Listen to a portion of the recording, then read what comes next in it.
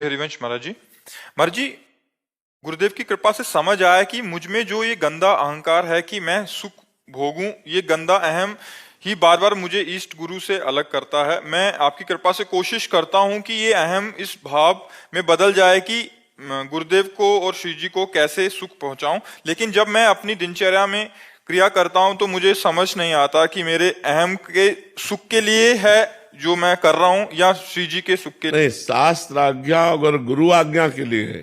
किसका है प्रश्न? शास्त्र आज्ञा और गुरु आज्ञा के अंतर्गत है तो उसे हम का सुख नहीं कहते। वो हम आज्ञा पालन कर रहे हैं, अपने कर्तव्य का पालन कर रहे हैं। और जब शास्त्र और गुरु आज्ञा के विपरीत तो फिर वो अहम का है। इसीलिए आयस लिए चले निज दासी, मन क्रम वचन त्रिशुद्ध सकल मत, हमसे ही हरिवंश उपासी। आज्ञा के अंतर्गत होना चाहिए। शास्त्र आज्ञा सदगुरु आज्ञा के अंतर्गत जीवन है तो उसे अहम में जीवन नहीं कहते।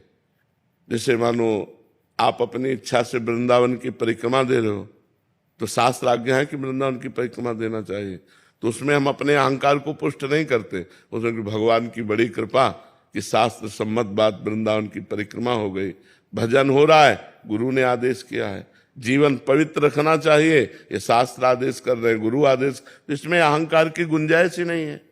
ये तो हम आज्ञा का पालन कर रहे हैं। अहंकार की गुंजाइश तब होती है जब हम संत और शास्त्र गुरु आज्ञा के विपरीत चलते हैं, तब अहंकार बढ़ता है। ऐसे अहंकार नष्ट होता है। जब हम आज्ञा में चलते हैं तो अहंकार नष्ट हो जाता है। तिनकी संगति रहत जाति कुल मद सब नंसई, संतत सेवक सदा भजत जे श्री हरिवंशई।